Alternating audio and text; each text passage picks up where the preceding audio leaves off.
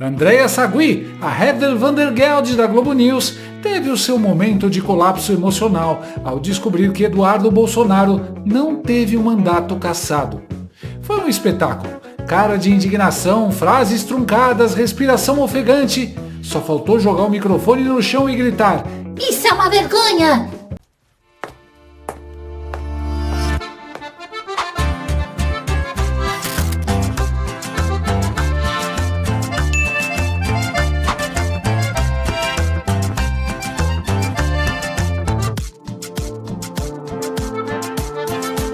Som na caixa, Bruno.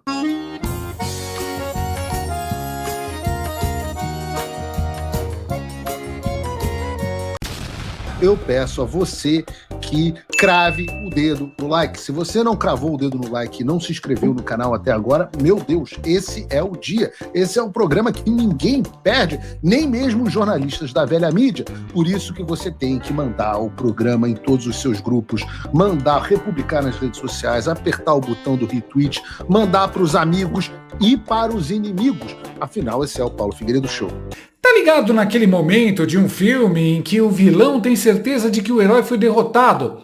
Mas aí toca uma musiquinha épica e o mocinho levanta do chão, limpa o sangue da boca e diz: "Agora é minha vez."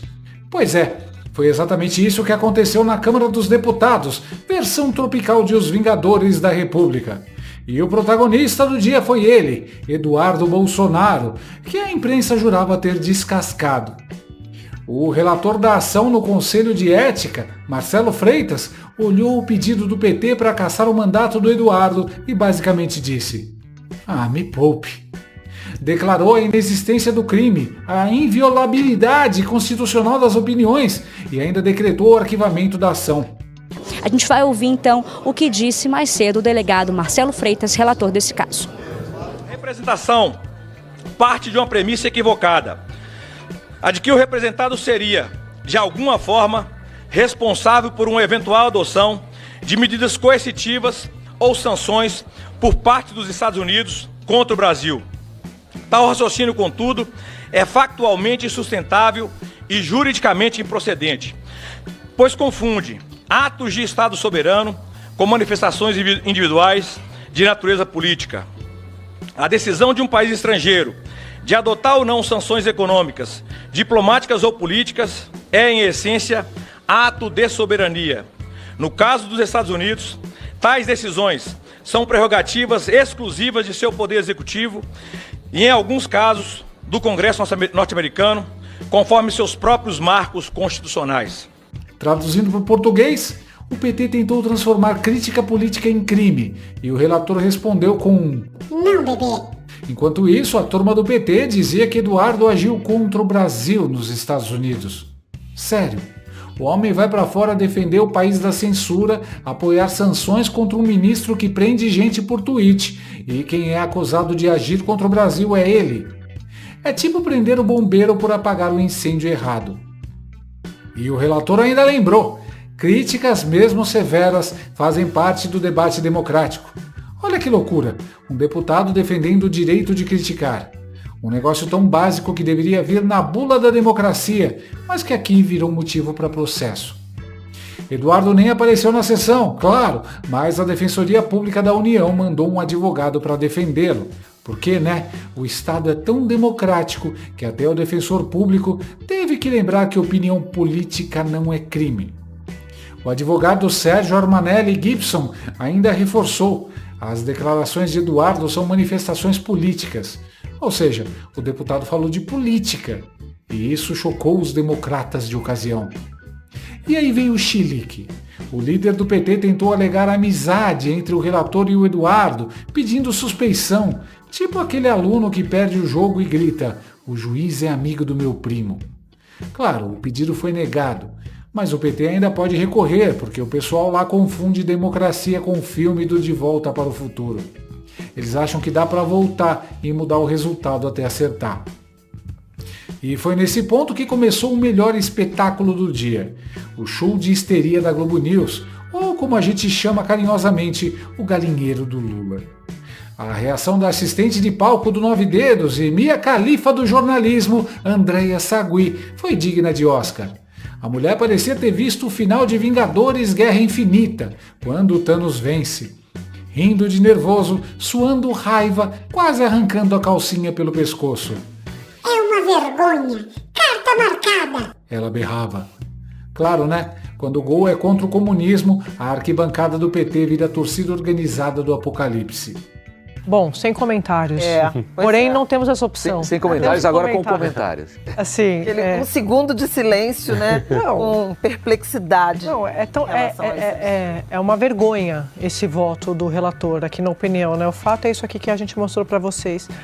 O que ele apresentou ali na argumentação como relator, quando ele foi escolhido, cartas marcadas, né, Valdo? A gente até falou isso aqui, porque eu vi Hugo Mota falando, eu vi a turma da Câmara falando, não, nós vamos ali, presidente do Conselho de Ética, a gente vai dar sequência, vamos aqui discutir e tal. Ué, mas falta combinar, tem que bater o vídeo com o som, não tá batendo, porque vocês escolheram um relator que eles sabiam que ele ia fazer isso. Então é só para dar uma satisfação, dizer a gente não deixou parado, ou era para de fato resolver? Tá difícil, né, Valdo? Mas a mesma Andréia, veja só, não achou vergonhoso quando o Boulos livrou o Janones das rachadinhas. Não achou carta marcada quando o Bolsonaro foi condenado num julgamento que parecia episódio de The Boys. Os juízes eram o advogado do Lula, o amigo gordo do Lula e o dono do Lula, o Xandão. Sadi disse que o voto era uma vergonha. Vergonha é vocês escolherem quais escândalos denunciar.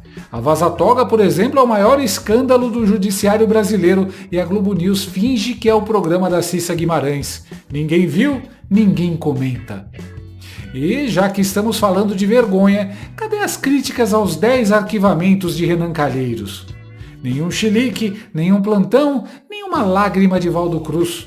Pois é, coerência virou produto de luxo. E quando o relator do caso do Eduardo arquivou o processo, o velho que censurava memes, Valdo Cruz Credo, sempre ele, o apóstolo da choradeira jornalística, desabafou. É escandaloso. Contradiz o que o próprio Eduardo disse e documentou. Valdo deve ter sido picado por uma cobra do STF, porque está delirando em 220 volts. O deputado Marcelo de Freitas contradiz o próprio deputado Eduardo Bolsonaro.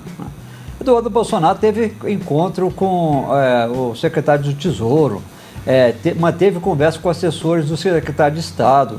Ele admitiu publicamente que trabalhou para que as sanções fossem aplicadas. Ele deu declarações dizendo que seriam decididas sanções pela lei Magnitsky contra o ministro Alexandre Moraes. Disse que estava trabalhando para que as sanções atingissem também a mulher do ministro, a Viviane Moraes. Bom, então se o deputado acha tudo isso apenas uma expressão de sua opinião em relação ao que aconteceu nos Estados Unidos, eu não sei do que a gente está falando.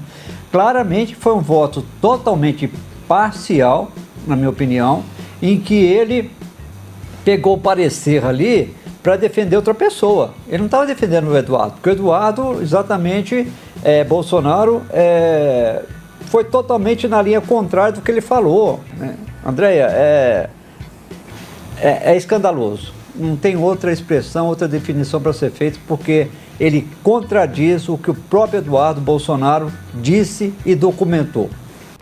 Esse pessoal da Globo News vive em modo Matrix. Tudo que desafia o sistema é fake. Tudo que agrada o regime é fato. E o Burraldo Cruz, coitado, virou uma espécie de enfermeira do Lula, o pai de santo do ladrão mor. Agora quer mandar até na CCJ da Câmara. Isso sim é um ataque à democracia, como diria a própria Globo News, quando o alvo é outro. Mas a obsessão que a Andréia Saci, aquela que só pula com a perna esquerda, tem em relação ao Eduardo é quase clínica. A mulher fala mais dele do que de moda primavera-verão. Depois do arquivamento, veio com a grande revelação do dia, que ela ouviu falar que bolsonaristas apostam no fim das sanções americanas aos ministros e que Eduardo estaria a caminho de se tornar o novo Olavo de Carvalho. Sério. Eu conversando com lideranças da direita sobre essa situação, eles estão repetindo o seguinte, que o cerco não só está se fechando a Eduardo Bolsonaro, Mas está piorando ainda mais porque Lula tem hoje essa relação, está se desenvolvendo, mas tem esse contato, nem uma relação, mas esse contato direto, sem intermediário, com o presidente Donald Trump. E aí vem por etapas. O que o Eduardo Bolsonaro estava vendendo? Ele e Paulo Figueiredo, lá nos Estados Unidos, são os grandes articuladores, os grandes interlocutores do Brasil com a Casa Branca. De fato, isso foi subestimado, eles conseguiram ali, porque tem muito contato com o segundo, terceiro escalão da Casa Branca, conseguiram convencer o governo americano de que o Brasil é um problema, porque o ex-presidente Bolsonaro estava enfrentando o processo lá no Supremo da trama golpista. Sócrates Cavalcante foi aos Estados Unidos 2 dias depois de se encontrar com o ex-presidente Bolsonaro para ver se Eduardo ele ia recuar. Eduardo não só não recua, como ele dobra a aposta. Então, lavaram as mãos sobre Eduardo Bolsonaro. E aí, estou contando todo esse preâmbulo, estou fazendo todo esse preâmbulo aqui para chegar na apuração de hoje, Dapi, que é eles vendo o contato de Lula avançar com Trump, ou seja, a grande carta, a aposta da família Bolsonaro era Trump salvando, olhando para o Brasil e tentando ajudar a família Bolsonaro.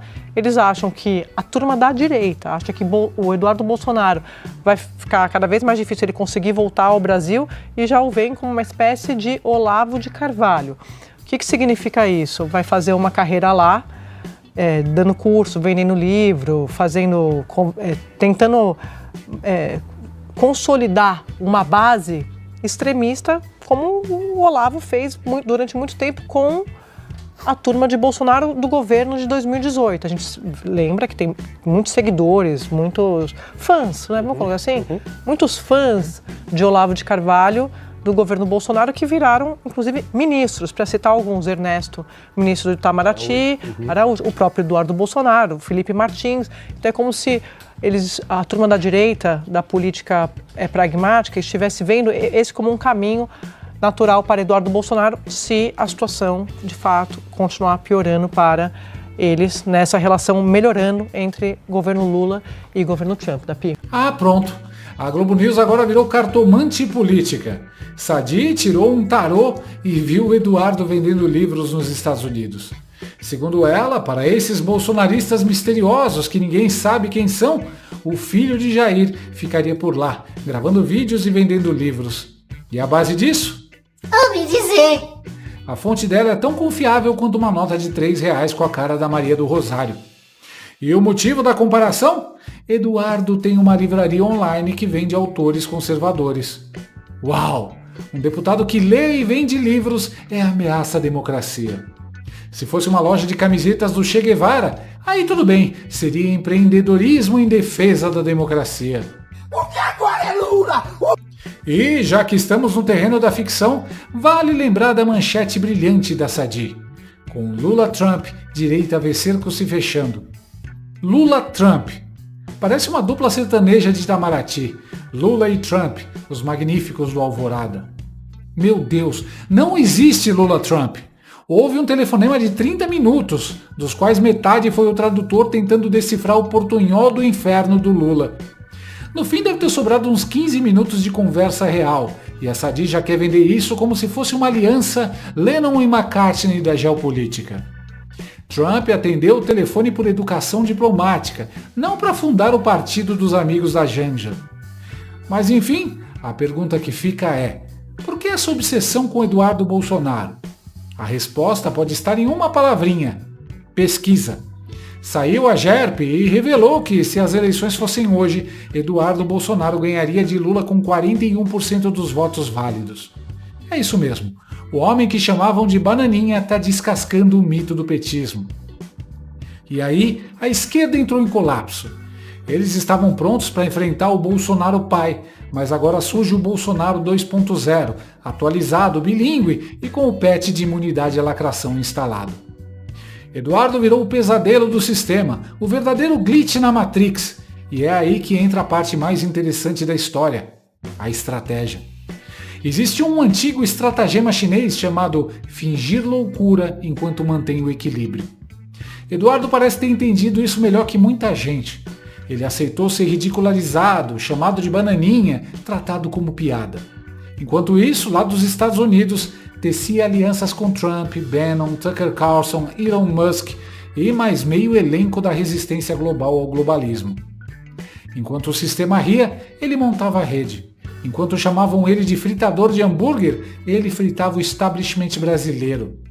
Foi um nó tático digno de Sun Tzu, com um sotaque de Copacabana. E agora o sistema acordou e percebeu o perigo. Eduardo é o antissistema com crachá de deputado, alguém que fala o idioma das redes e entende que censura não se combate com nota oficial, mas com exposição. E olha que ironia, hoje ele é atacado por narrativas mais do que o próprio pai. O mesmo establishment que achava que Bolsonaro era o chefão final, descobriu que tem uma sequência, tipo Velozes e Furiosos 11, o retorno de Eduardo. Agora é pessoal. A mídia tenta demonizar, o STF investiga crimes imaginários e a PGR o denuncia por coação, basicamente porque ele influencia demais. Traduzindo, o crime é ter influência, o castigo é o sucesso. E enquanto o sistema se desespera, o público começa a entender. A direita mundial está se conectando. Trump, Bukele, Milley, Meloni, todos parte da mesma corrente antiglobalista. E adivinha quem é o elo brasileiro? Isso mesmo, o Bananinha virou banana atômica. A pergunta agora é, o sistema vai deixar isso crescer? Ou vai fazer o de sempre, tentar torná-lo inelegível, censurá-lo ou inventar uma nova teoria da conspiração? Uma coisa é certa, o sistema nunca tem medo de quem joga dentro das regras, mas entra em pânico quando aparece alguém que entende o jogo. Eduardo é isso, um jogador que aprendeu com o pai, mas joga em outro tabuleiro, com aliados que falam inglês, leem Olavo e não pedem licença para rir da Globo News. Obrigado por assistir até o final. Confira se já está inscrito no canal e se já deixou aquele like maroto pro tio Pavê. Isso ajuda demais o nosso trabalho e vai fazer com que esse vídeo chegue a mais pessoas. Até o próximo vídeo. E neste momento é muito fácil aos defensores do plano alegar isso é uma teoria da conspiração.